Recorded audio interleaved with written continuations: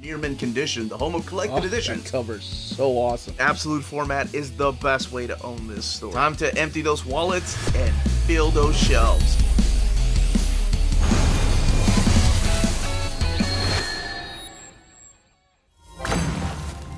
How's it going, all you minties? Uncanny Omar here from Near Mint Condition, the home of collected editions, and join me today for your advanced look at the Spider-Man Clone Saga Omnibus Volume 1 from Marvel Comics. This is the latest printing of this omnibus, so let's go ahead and get started.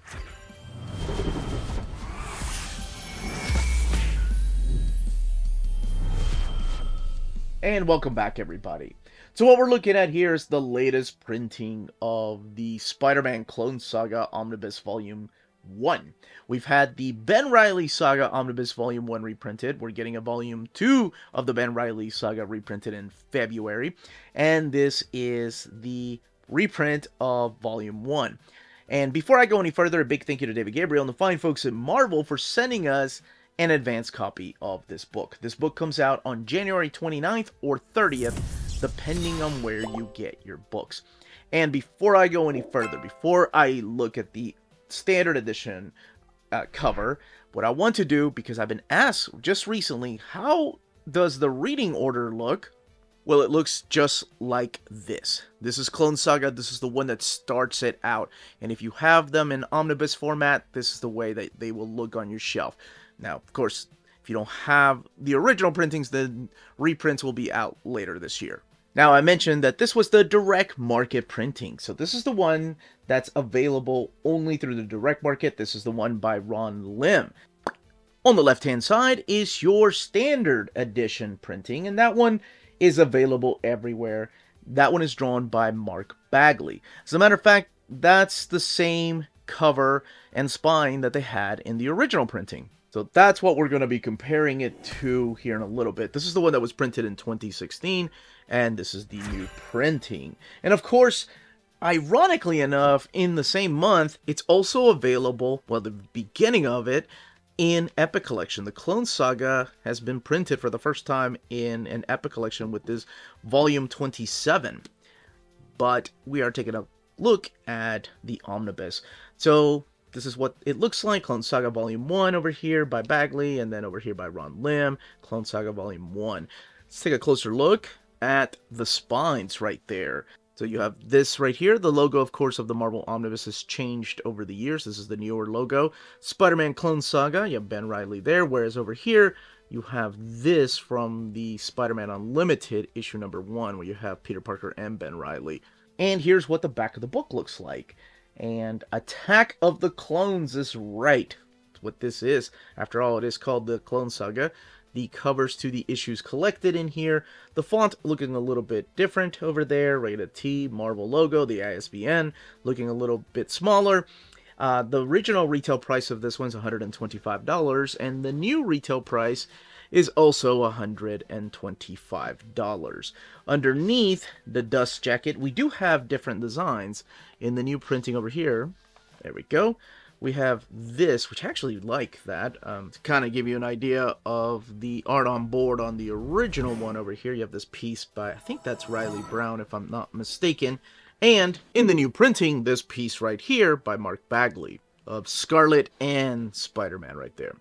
Alright, we are going to crack this book open, and I am going to have to give you the pitch of this. In order to give you the pitch of this story, though, I have to tell you what happened previously in the original Clone Saga all the way back in the 140s.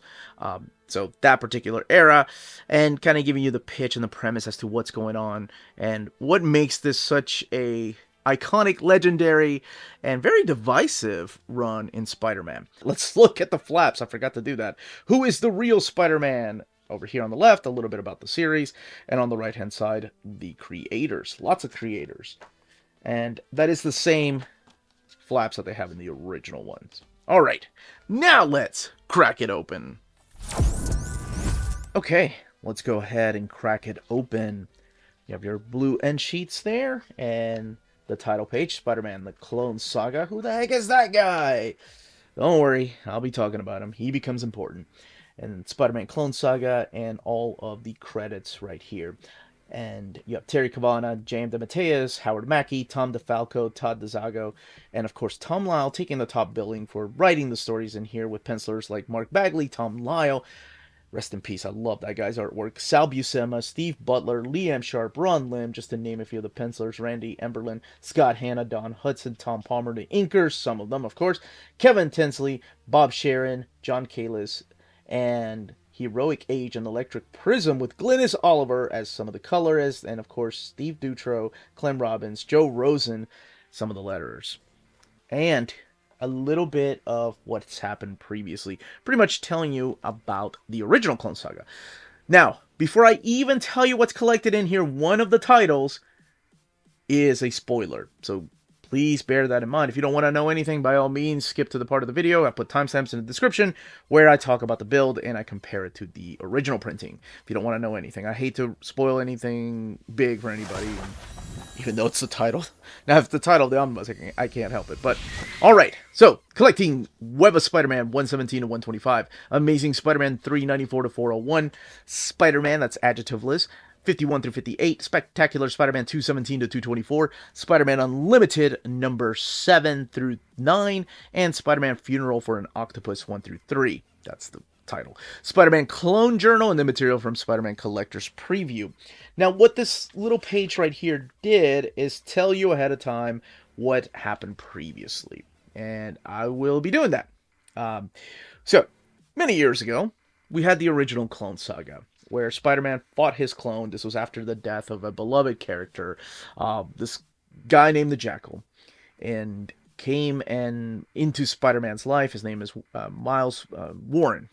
Professor Warren, who was his biochemistry teacher, fell in love with Gwen Stacy, and when he found out, Professor Warren, that Gwen Stacy had died, he freaking snapped and started cloning. He found out that Spider-Man was Peter Parker, cloned Peter Parker, and messed with him tremendously. Brought Gwen Stacy back, or so Peter Parker thought, but it was just a clone. Now, I'm going with the original Clone Saga. Later on, some retcons happen, but I'm not even going to go down that road. So, Spider-Man fought his clone, and then the Jackal came to his senses when the clone of Gwen Stacy was like, "What are you doing?" And Leeds gets free, but this bomb blows up, killing the Jackal, Professor Warren, and the clone of Spider-Man.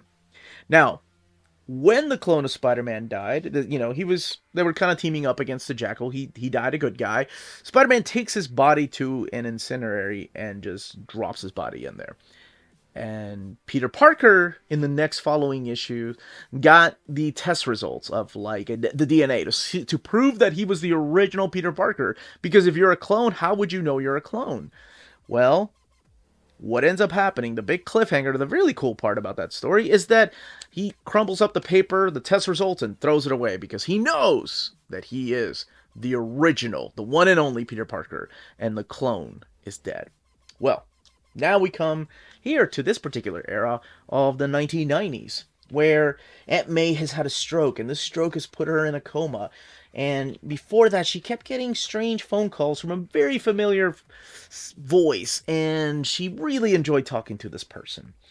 And Mary Jane actually talked to this person. So what ends up happening is that we start getting clues as to who it is. And there's a reason why this is called the Clone Saga, and there's a reason why I talked a little bit about what happened previously in the original Clone Saga, and that is because the person on the phone, the person that's worried that she had a stroke, is none other than the original clone of Spider-Man. Now, it's also very important to note that during this time, Peter Parker, our Peter Parker, the original, is going through a little bit of an edgy phase because something happened in the previous story arc when the Chameleon and the Green Goblin teamed up and messed with him psychologically.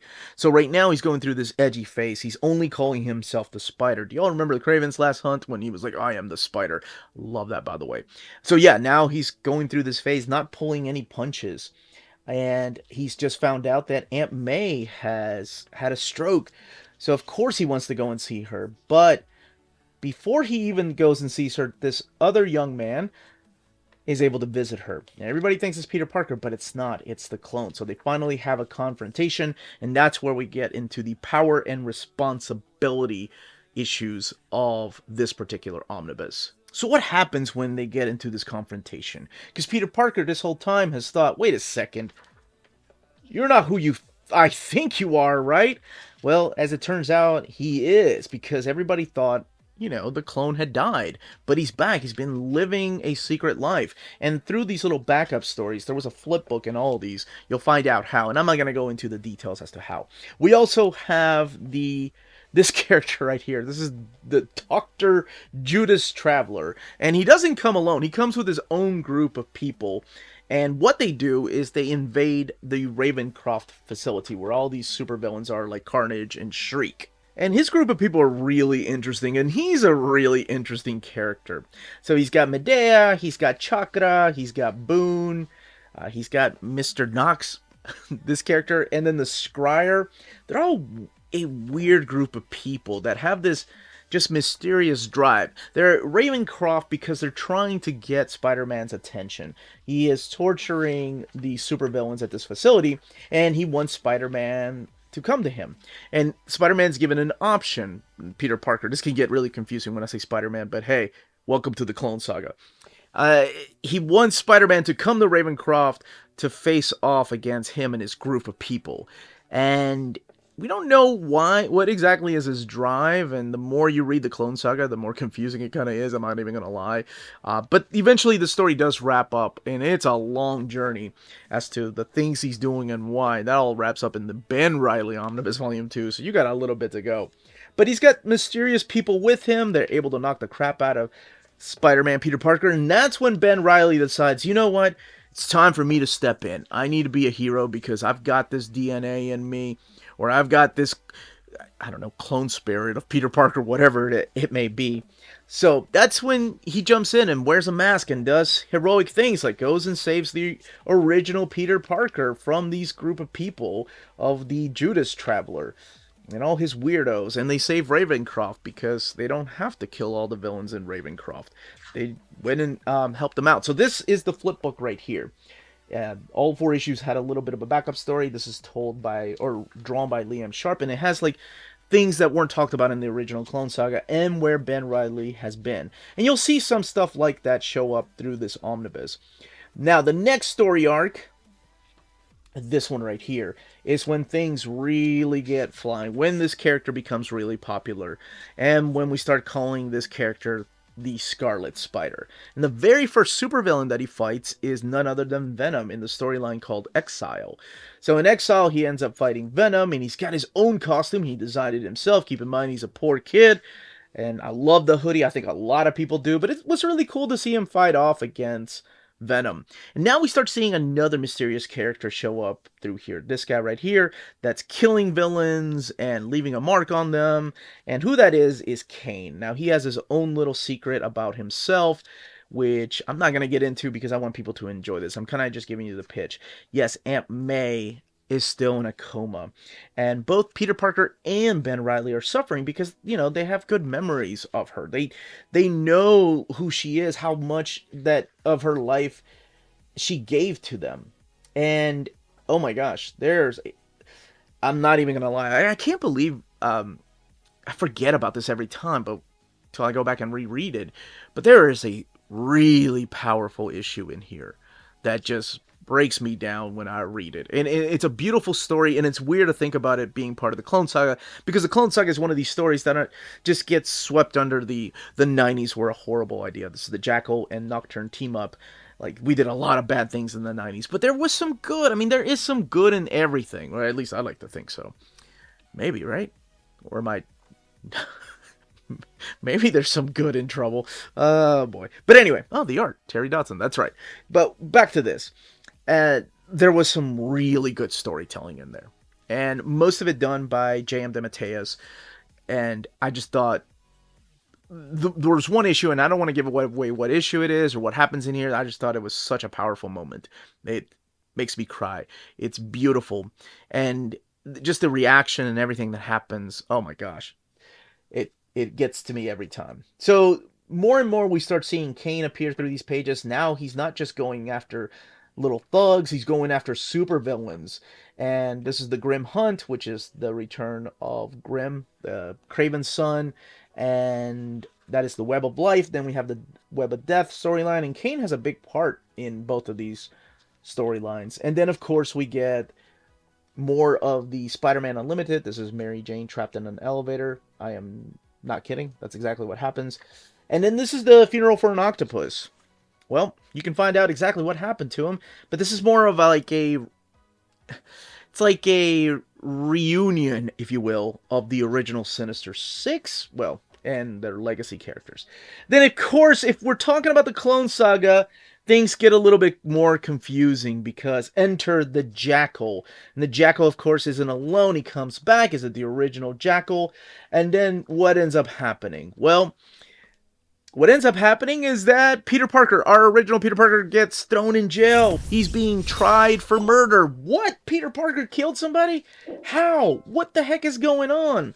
And to complicate things even more, we have somebody else claiming that they're Peter Parker that shows up through here. Meanwhile, Kane is unleashing his plan. And finally, Ben Reilly comes to Mary Jane and confesses that he is a clone of Peter Parker. Or is he a clone? And therefore ends this volume 1. So let's welcome everybody back. I think that was enough talk about the clones without giving too much away. I always have a problem like, okay, I think that's good enough. I think that's where I'll stop talking because I think I've given you the highlights, the things that I know I enjoyed about the story. And yes, I've said that many times. When people ask my honest opinion on the Spider-Man Clone Saga, Volume 1 is freaking awesome. I'm not even lying. For an idea that was only supposed to be, what, 6 issues, I think? And to pad it out this much, it took a lot of talent. And there's a lot of good. And like I said, one really, really powerful issue in here. I think it's by the time you get towards the end of the second volume that, you start to realize, oh my gosh, are they ever going to wrap this up? What's going to happen here? But it is kind of fun to talk about. It's weird to talk about Ben Reilly Volume 1 first before talking about this. But that's just the way that these came out as a reprint. So in the back, you have articles in here about the Clone Saga, interviews with the creators. These are the what were these called? The bonus stories. These were deluxe edition covers. And bios on some of the characters from Ravencroft right here. Done by different artists. The Spider-Man issue number 0, which are just the Parker Legacy issues. So issue 400 is an anniversary issue. And I love the way that this is mapped. This is mapped like the original version. That they wait for a couple of them. One of them is written by Stan Lee, but I didn't want to even look at it because I don't want to spoil what happens in it. And that's a really cool issue. And then you have covers, sketch files here from not just Mark Bagley, but also Tom Lyle. And there is something big happening in the lives of Peter and MJ too, that I may have to, actually I'll probably have to talk about when I do an overview of Volume 2. So we have sewn binding. It is 1,240 pages.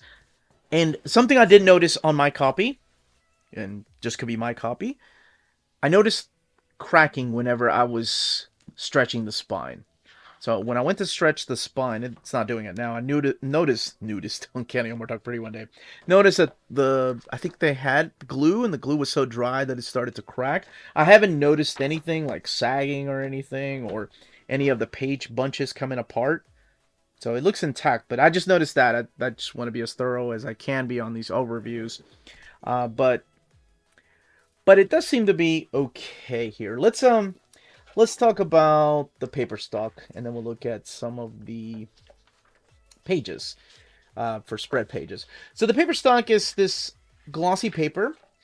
Honestly, not as thick as the Mega Print has been. And this is an iMac printer, by the way. So you can see some of the bleed through on the lighter pages, or white pages. And I'll do a comparison to the original Donnelly printer.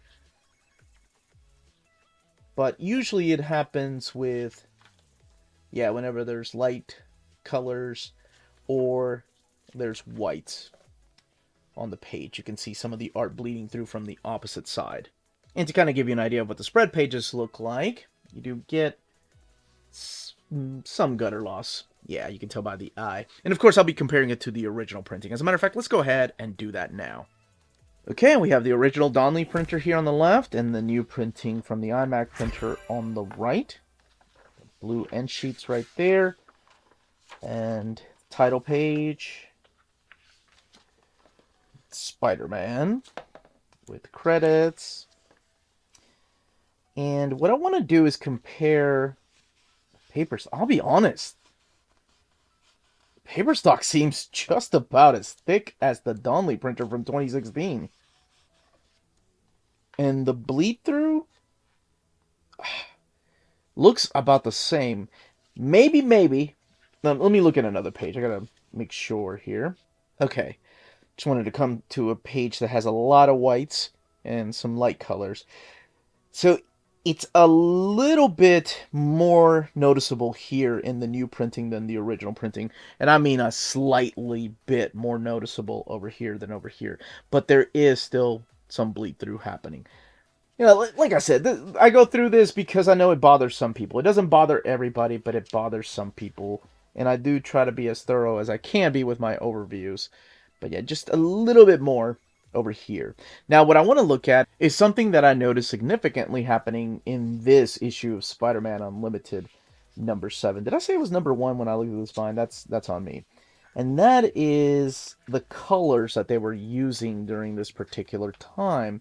I noticed it in some of the backgrounds that, let's see if it happens in the original printing. I want to say since it had the same master files that it was probably happening on both. Yeah, so it looks like anytime they use gray on both printings, it looks like it's a little pixelated, kind of like the scans on the Wolverine Epic collections from the 90s. And it's mainly due to the fact that it's the color that they were using during this time when they were experimenting with the computer separated colors. Unless they do a full remasters, like we're going to get a little bit of that. Here we go. This is when I noticed it. And yeah, it's the same over here. Okay, that's what I wanted to make sure that, this wasn't a bad scan. Sometimes they do fix those scans, though, because we've seen it happen in the Epic Collection. As a matter of fact, let me get out the Epic Collection here. And yeah, it's happening. It's anytime they have this gray color, particularly in this Unlimited issue because of the colors they were using. That type of style. Okay, now let's look at the spreads. So this is the Donley printer. This is the iMac printer. You get more gutter loss here. Let me show you what this looks like over here. Here is the eye of the Donley printer. That might be a little too much. I don't know. It's like slices of roast beef. It looks rough. I don't know if that's a good thing or not. But that's the way the Donley printers usually did their books in the old school way. There's another spread I want to look at, and that is towards the end of the omnibus right here. Again, you get more of the picture over here in the Donley, and a little bit more of the gutter loss right there in the new printing. And that's it. That, as they say, is that. If you're interested in purchasing this omnibus, don't forget to check out our sponsors. If you're in Europe and you're interested in buying these books, definitely check out Walt's Comic Shop in Berlin, Germany. They have the cheapest pre-order prices, flat shipping rate of €12 for all EU countries, emails answered within 24 hours, waltscomicshop.com, and you can use the code nearmintcondition at checkout and get free shipping for all EU countries with your first order over €40. That's Walt's Comic Shop, your reliable source for omnis and premium collected editions in Europe. Ding!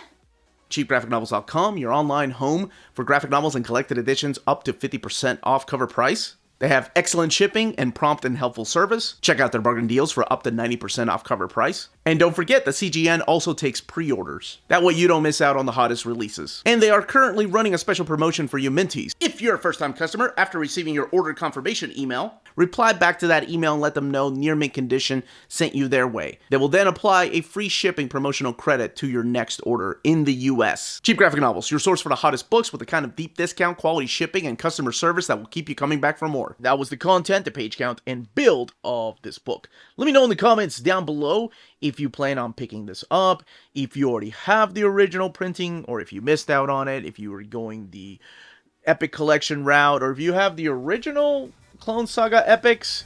trade paperbacks that came out, what you think of this particular era of Spider-Man. And of course, if you have any questions, leave them down below. Don't forget to smash that like button, subscribe, and ring that bell for notifications. Everyone stay healthy and safe out there. Much love.